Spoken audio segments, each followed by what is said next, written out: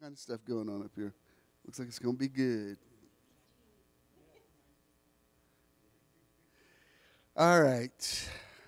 Beautiful day in April of 2008. I know. This is May. Wow, April went so fast. This is May, isn't it? Wow. Yep, May. Didn't April just go like insanely fast, or is it just me? And we did a lot in April, but it just, maybe that's what makes it seem like it goes so fast. I don't know. Anyway, it's May now, so it's a beautiful day. Those of you who are just logging on and getting comfortable, we welcome you. And we're already in agreement. We're already on the same page. This month I'm teaching on the serene mind and the power of the power of serenity. So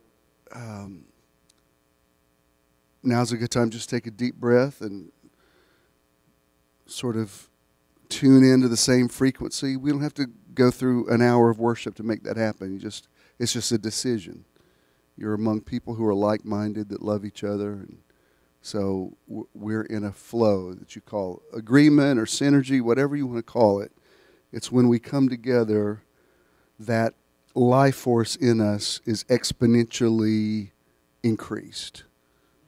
So just the few minutes you've been here, just in this atmosphere, just by virtue of the fact that we've set this time apart for God and for things of the Spirit and for good positive words and things that move people's lives in the right direction, it's just a good place to be. Well, you're in a theater. Not right now, we're not. Right now, for this time on Sunday mornings, it becomes holy ground because we choose to call it that. And so we're in agreement. It's a beautiful day. Good things will happen. Good things have already happened today. Please remain standing, and we'll officially get started for our YouTube audience.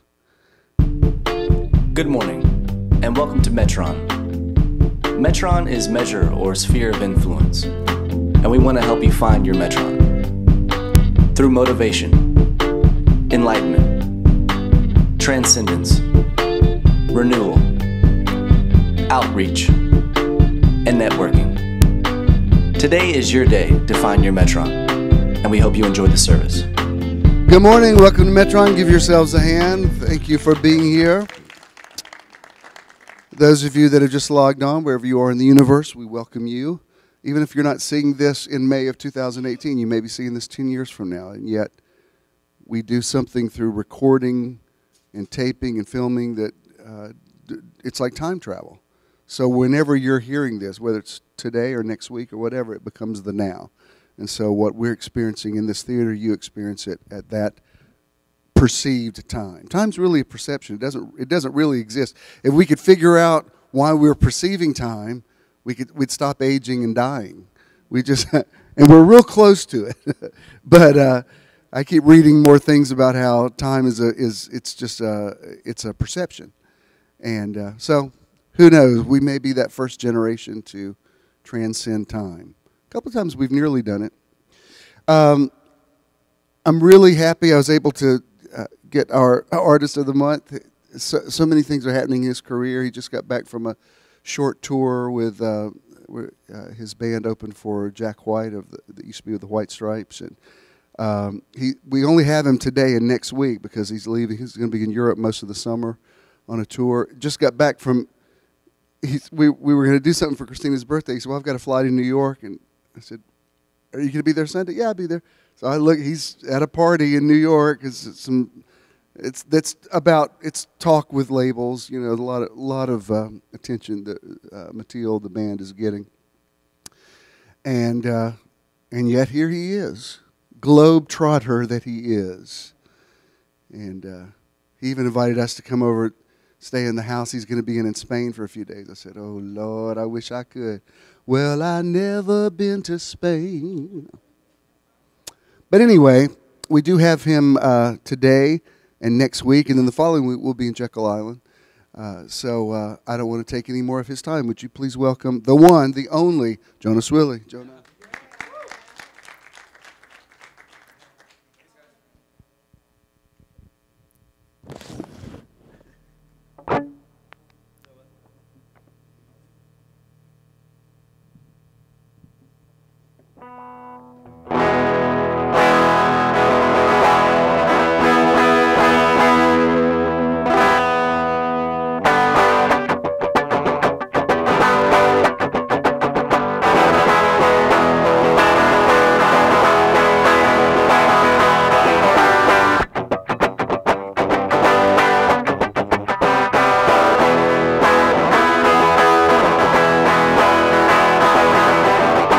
Breaking hearts, babe, breaking hearts left and right.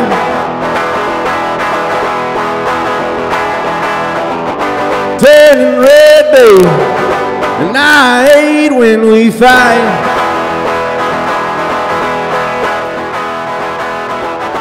This ain't tunnel vision, this ain't my decision, you know.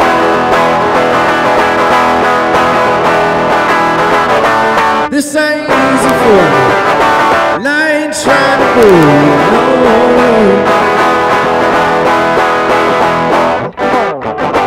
Find a woman, you know.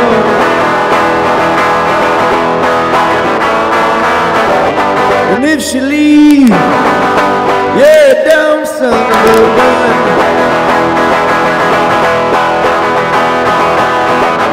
This ain't tunnel vision, this ain't my decision, no.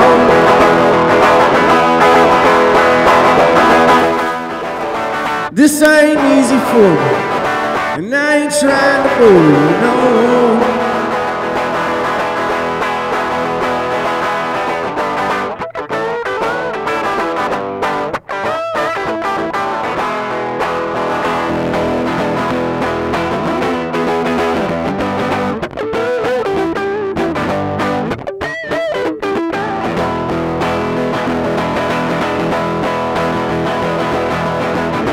This ain't tunnel vision, this ain't my decision, no.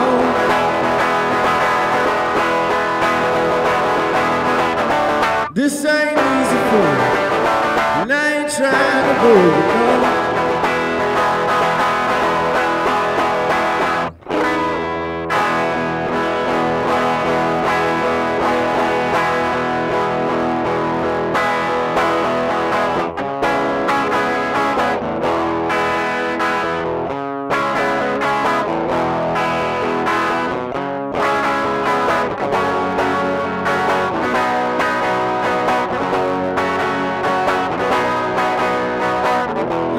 Folks give you a hard time, little girl, just put your hand in mine.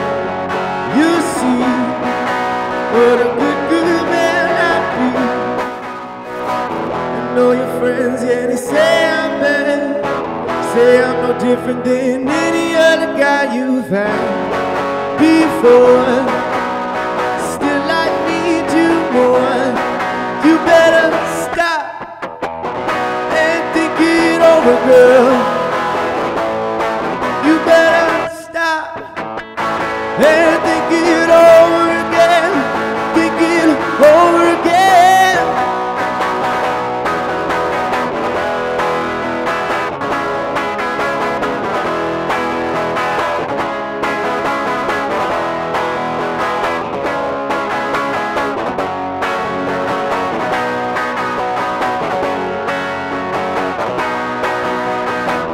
Though the times won't be hard as these, little girl, I'm begging on a bended knee. Please stay, you're too old to run away.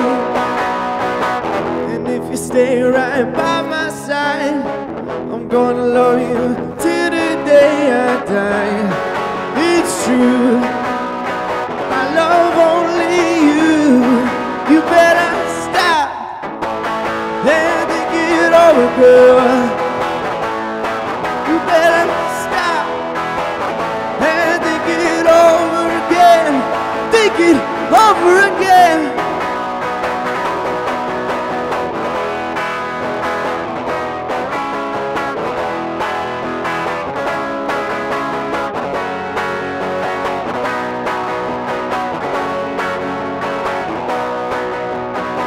I know your folks give you a hard time, little girl, just put your hand in mine. It's true, I love only you. I know your friends, yeah, they say I'm bad, say I'm no different than any other guy you've had before. Yeah, I need you more. You better stop and think it over, girl. You better stop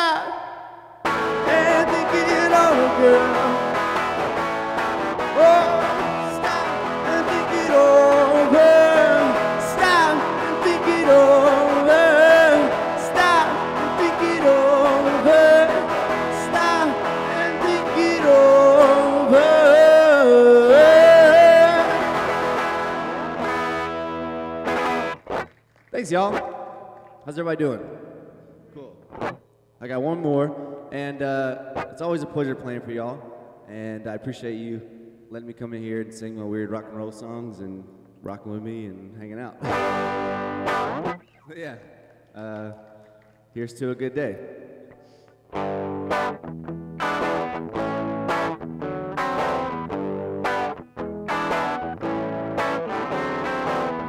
Yeah, you know what I need. When I call, don't make me plead.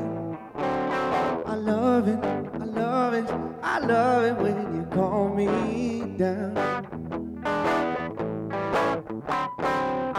It's been a heck of a day, and you're my only saving grace. I love it, I love it, I love it when you call me down. You know how to take the weight off, baby, and never skip a beat. I just love it when you say that, baby, when I'm feeling crazy, when you know I'm weak. Whoa.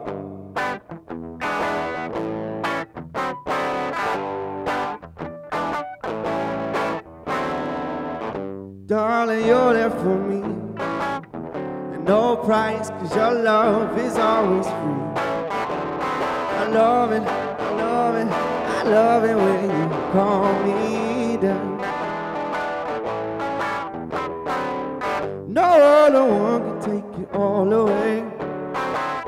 You know exactly what to say. I love it, I love it, I love it when you call me down. You know how to take the weight off, baby, and never skip a beat. I just love it when you say that, baby, when I'm feeling crazy, when you know I'm weak. Whoa.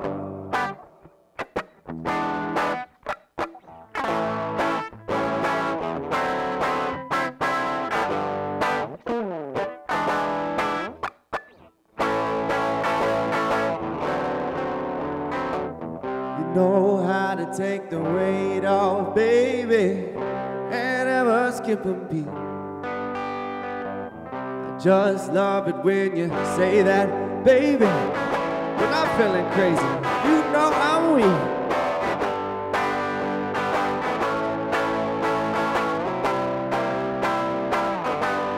Oh, I love it, oh, I love it.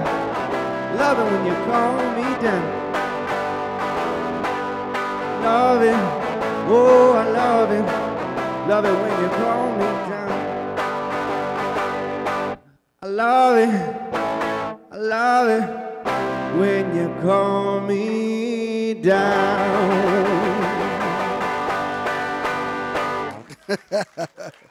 Yeah, John Swilley. Thanks, y'all.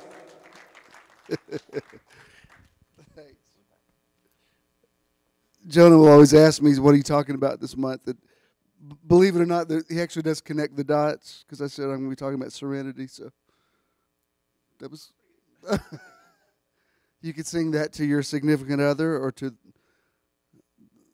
the Lord, whatever your concept of God is. Don't you love it when the Lord calms you down? He's had to calm me down several times this weekend. Yesterday,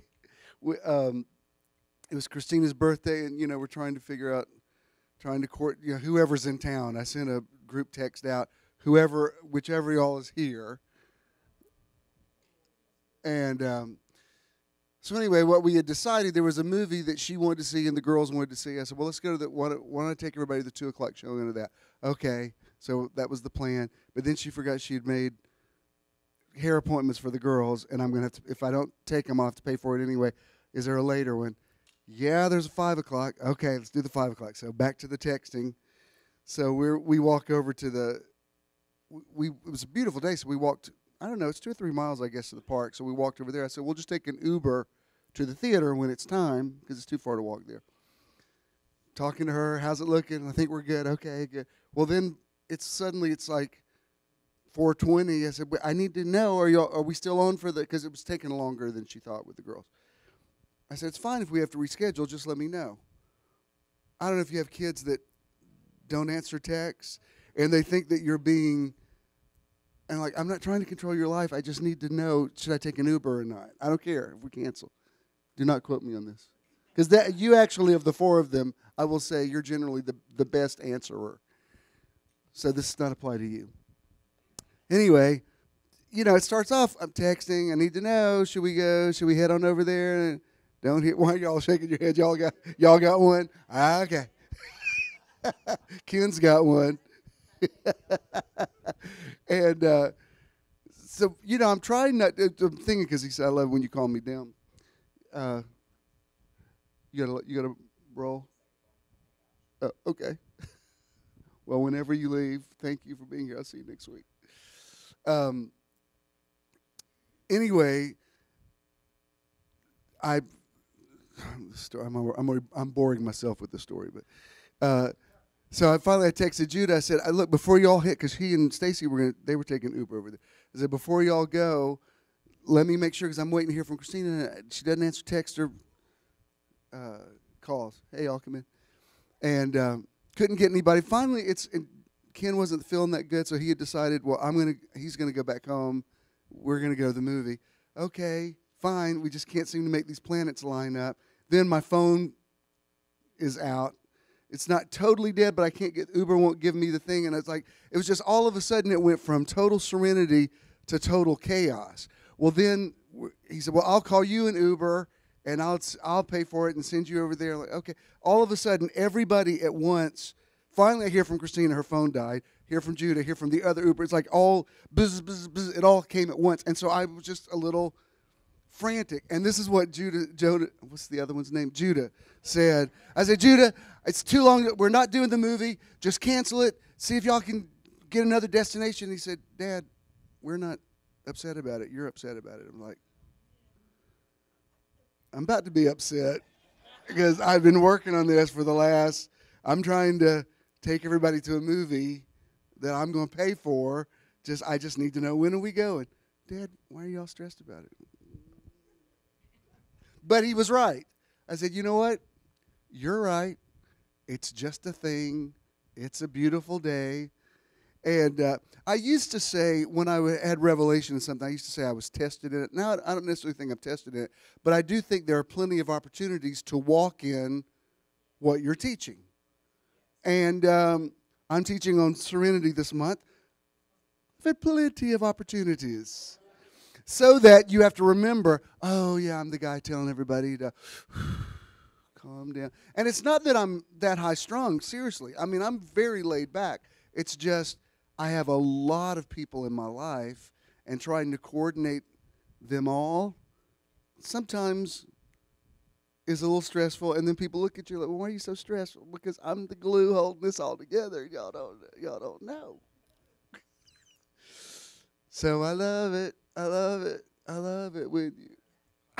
Calm me down, Jesus. That's going to be a good one. All right.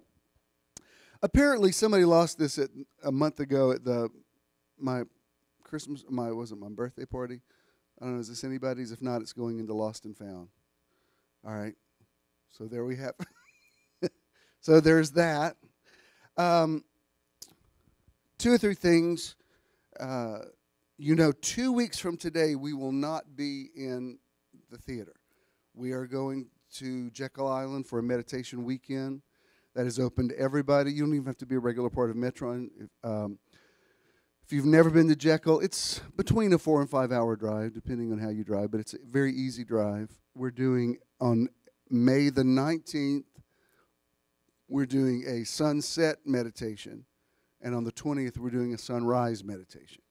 If you want to just come for the day, I've done it before, you can do it. You can come down and be back that night. If you want to spend the night, I think most of you have already gotten your hotels, and it's real easy to get good deals through things like booking.com or hotels.com or Trivago or whatever. If you've never used those sites, they actually are good. And so I'm hoping, I don't know, different people have told me, different people have told Avery, so we're trying to figure out who all's going. I don't know How many of y'all are you're going? Y'all going? Good. You're going. Look, BJ's going. Okay. Why are you laughing? Because I hadn't heard. What? Y'all are going? No, you hadn't said anything about it. I didn't know that you were. I just saw those hands pop up. Is tomorrow your birthday? Oh, happy birthday, Froze. Froze looking really fresh today. Really like, I don't know how old you're turning, but you look really young today. So he does, doesn't he? Huh? Nah. Don't ask. After 60, we just start, there's no point. It's just a number. Oh, that was the other thing. I forgot to tell you. This is going to sound insensitive. It's not. While we were going through the crazy time yesterday, our Uber driver, who was very chatty, starts telling us that he had an injury. He's got brain damage. He was in the war. He's got PTSD. He usually carries a weapon with him, but Uber's gotten upset about it. And it just reminded me because he's asking how old we were. And I was like, I don't want to. I was like, Ken, talk to him because I'm still trying to text kids and corral them. And he said, yeah, I'm kind of suicidal because my girlfriend broke up with me. I'm like, oh my God. As we're getting on the expressway and he's in and out of people. And he says, sometimes my PTSD makes me hallucinate and I see things in the road that aren't there. So I texted the kids. I said, if we get out of this Uber drive alive, maybe we'll do something for Christina's birthday tomorrow. Right now, I'm using all my faith just to get me home. And he was a real sweet guy, huh?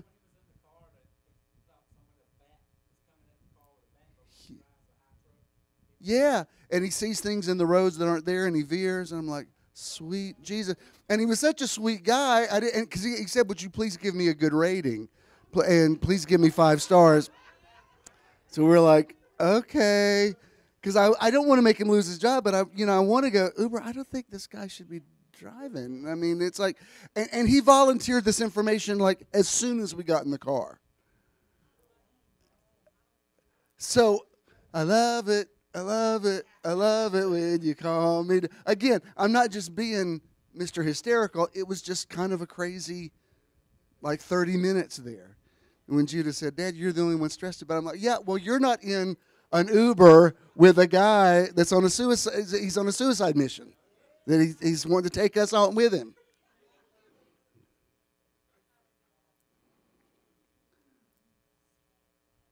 But he did say, which is what made me think of it when you said your age, Ken said, we're in our late 50s. And I was like, well, you are. I just didn't. I was like, just keep your eyes on the road, PTSD guy. And he said, I would have thought y'all were in your maybe late 30s. I'm like, okay, I know you're just trying to get a good rating there, but actually it works. Really? 37? No. Anyway, I hope you all will come to Jekyll Island. If not, don't come here because we will not be here. We will be here the following week, which is the 27th, okay? And our outreach this month, we've given to so many charities over the last nearly 4 years. And every time I look at a list of what are the best vetted charities, this name always comes up. And I thought, I need to look into them. It's called AmeriCares, and if you do a little research, it's really cool what they do. Very global kind of Peace Corps sort of stuff. And but I'm interested because they come so highly recommended. Like if you Google 10 best charities, this one's always on that top 10 list. So I know that they're very, very well respected. And I think that's, whether you use the word tithe or whatever, there's a karmic law in the universe. It's in the plant kingdom. We call it sowing and reaping. It's in everything. It's in every living thing. Unfortunately, Christians made it too much of a law, and they got too legalistic about it. But when you look at Abram tithing to Melchizedek, it doesn't say that God told him to do that. he just kind of knew to do it. It was sort of just like a thing that successful people did. They gave, he did call it a tithe. He gave a tenth of the spoils. So I think what we do, it's very important that we continue to give. And I like giving to these organizations that aren't necessarily Christian organizations, but they do what Christians are supposed to be doing. So that's and the money's already been sent for this month, so that's great. Let's see, is that everything I needed to announce to you? I believe so. Next Sunday is Mother's Day. I hope to see you. I don't want to put the weird kibosh on Mother's Day. It's typically my least favorite Sunday of the year because it's people have got weird stuff going. Not on Father's Day. Father's Day, they're like, nobody cares about daddies. But on Mother's Day, everybody gets, what was it Rudy Giuliani said this week? Men are dispensable. So there you have that. But we will get through Mother's Day. It will be what it will be. So I don't want to put negative energy on it. It will be. I'll see you next Sunday. All right. Oh, thank you. I was going to say yes. I did want to let you know that Shauna Corelli's father passed night before last, and I talked to her yesterday because she had a big show last night. She was doing that Phyllis Hyman tribute, and it was sold out. And so when Larry texted me, her dad lived in Jacksonville, and when he texted me, I called her immediately, and I said, "What are you going to do?" I said, "You going on tonight?" And she says, "Well, they weren't sure." I said, "You're going to have to go on." I said, "What would your dad tell you to do?" She said, he would say, "Absolutely go on." I said, "You will go on, do the best show you've ever done." I said, "Then afterwards you can feel what you got to feel." I said, "But if I were you, don't even tell everybody because they're there. They've bought their tickets. They want to have a good time. Wait till your last song and then tell them." I said, "But take that emotion and channel it." Because I'm not just her pastor. She's a good friend of mine, so I talk to her that way. It's like, well, you're a pro. And I said, you believe it or not, you will probably have one of the best shows you've ever had. I know it sounds crazy, but when you're very raw emotionally, sometimes you actually give a better performance, a better ministry. I can just remember different times in my life where I went through something really horrible on a Saturday night and just came on Sunday anyway, and we just had amazing services. So it's crazy how that whole piece works, but it does. So anyway, just keep Chandra in your prayer. I think her dad was 86, I believe, and so she doesn't have to worry about him now. And those of you that have lost loved ones know you kind of feel you feel two things simultaneously. You're sad that they're gone. You're relieved they're not suffering. So she's kind of going through that right now. But keep her in your thoughts and prayers. Now, was that everything? I believe that it was. Okay. Would y'all just mind standing up? I usually make you stand before, but I would just like. I do think this is an important word, and all kidding aside, I want to get in a good zone with it. And I love you for being here. Thank you for actually getting in the car and driving over. I can't tell you how many people in the last 6 years we have met. When they meet Ken, they will go on and on about, like, you have no idea how much I love this man. This man saved my life. And it's the biggest mystery. He'll say, why don't they love you that much? I've never seen somebody that's so loved by people that they don't come to hear him. I said, don't even open that one up. If you can answer that one, baby, it's the last key of the kingdom. And so now I just go, I know. You'll always be my pastor. We haven't seen you since 1992, but you're my pastor. Okay. Didn't know I was, but all right. So I'm glad those of you that actually show up, because I cannot do what I do without you. We speak into this atmosphere.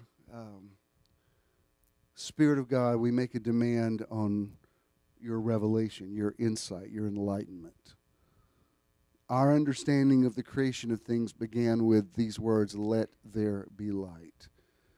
So here in this environment today with beautiful people who could be anywhere else today. They could be enjoying a Sunday afternoon in the park, and yet they're here. I don't want to waste their time. I want them to hear what they need to hear. So once again, as the Spirit is vibrating over the face of the deep, we speak into the atmosphere and we say, let there be light. If you could just say it with me together, 1, 2, 3, let there be light. Amen. You may be seated. Good. Those of you that are just logging on to the podcast, what is that what they do? Do they log on to a podcast? What's the proper way to say that? Tuned into the podcast? Turned on the podcast? What do they do to the podcast? Those of you that just hit play for the podcast, we welcome you. My title this month from the series is actually the title of one of my favorite songs, The Sound of Silence. The rest of the title is Discovering the Power of the Serene Mind. So you're familiar with the great Paul Simon song. Actually, I'm not a metal fan, but the group Disturbed did a cover of Sound of Silence that's really powerful. And what's going on? It's not the sound of giggling, it's the sound of silence.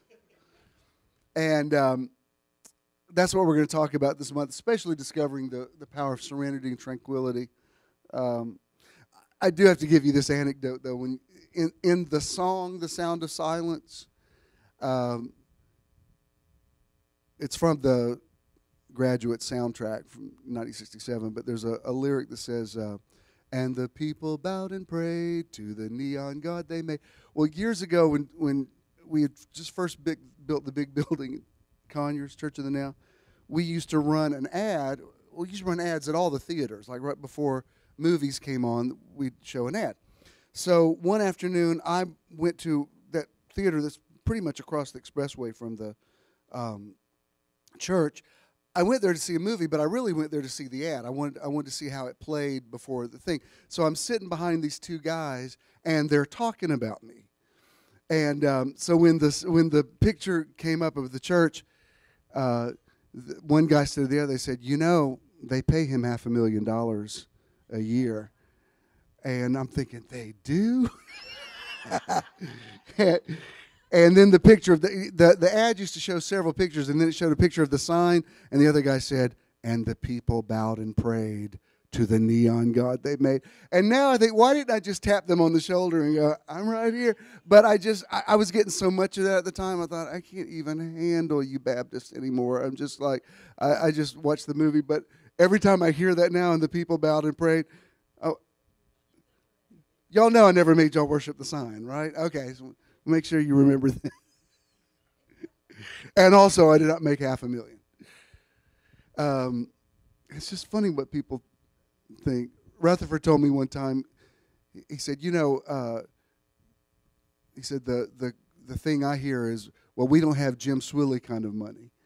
And I said, where do people get that from? I said, that's so not even, I don't even know where that came from. He said, well, I can just tell you, in my world, you're the standard. If anybody talks about wealth, that's how they perceive you. Like, well, we don't have Jim Swilley kind of money, and I'm like, okay, I'm ready for that reality to manifest. In one of the realities, apparently, I am that guy. So we keep moving the dial until can we find that dimension and let that guy manifest. Anyway, I do want to. We're going to incorporate meditation into this month. We may even do a little one today. But I definitely want to get you in the zone for our meditation weekend. So I want to talk about specifically the sound of silence. Let me show you this scripture. This is, you're familiar with it, Ecclesiastes chapter 3. Verse 1 in the New King James Version says, to everything there is a season and a time for every purpose under heaven. And so you know the rest of the passage, a time to be born, a time to die. It's one of the great pieces of literature, whether you are a fan of the Bible or not. It's like that's just life. You know, there's a time to sow, a time to reap. But down in verse 7 it says there is a time to keep silence and a time to speak. I don't remember the reference, but there's one proverb that says something like, when a man is quiet, everybody thinks he's smarter than he actually is. So, like, hold your peace and everybody will think you know more. I have learned that over the years. Just all kind of situations I've been in that I didn't really know what we were talking about, but I didn't say a lot. I just like, okay, that's very interesting. And afterwards people would go, oh my God, you were such a Renaissance man. You know so much. And I'm like, well, one does what one can. I thought, why do you think I know? I don't even know what the heck you're talking about. I was just like, very interesting.